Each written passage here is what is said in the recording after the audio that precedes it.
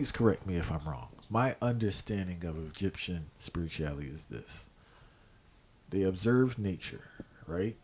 They saw a balance within nature, and it seems, please correct me at any time, it seems they try to create a system that mimicked the balance in nature that man could use because they saw man had a little, we had some issues going on.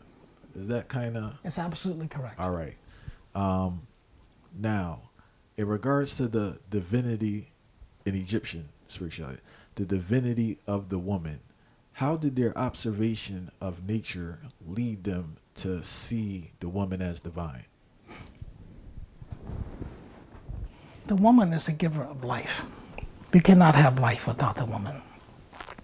So the Egyptians they had several concepts, but the overarching concept is something that we talk little about. I mean, they have a concept of Ra, and underneath that, Shu, what have you. But no, but the overarching concept in Egyptian theology is the mother Nut. Nut is the night sky. Nut in her blackness, and they made this as an image where a black woman is arching over the planet in the downward dog position. Her arms are extended to the west, her feet are on the east. That's the solar planet, the solar pole, not the magnetic pole, but the solar poles.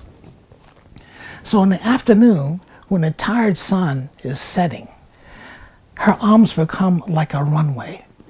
And the tired sun comes up her arms and is swallowed by her, where it is recharged for the next 12 hours in her body.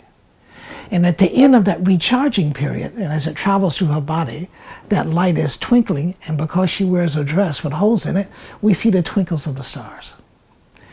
In the morning, on the eastern side, after the sun has recharged itself, she gives birth to the sun again.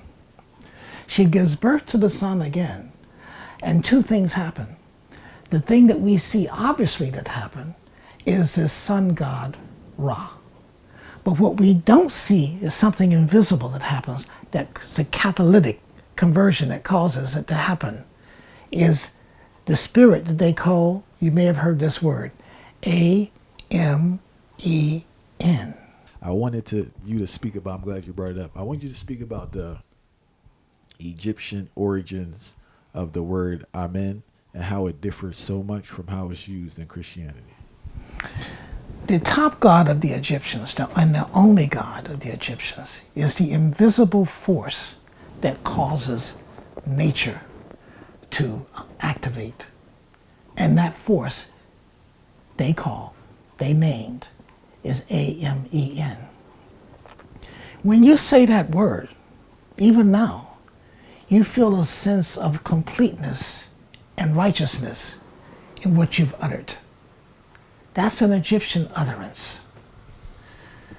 So, whenever you say at the end of a prayer, it's the same as the acknowledgement of the one and only God in the universe. And we use it as a prayer to make it so. Whatever our wishes, we wrap them up in that prayer like a bundle, like a gift, and then we tie it up. When we tie it up and release it, we do amen. Because it's now the Spirit is in charge. Amen is in charge of everything.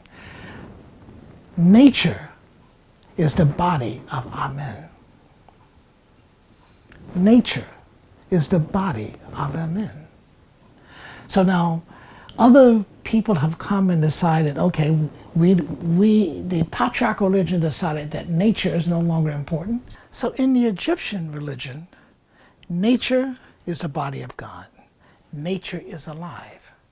The first thing that happened, and another first thing that happened in the reaction against nature religion, that the patriarchs did is they killed off nature.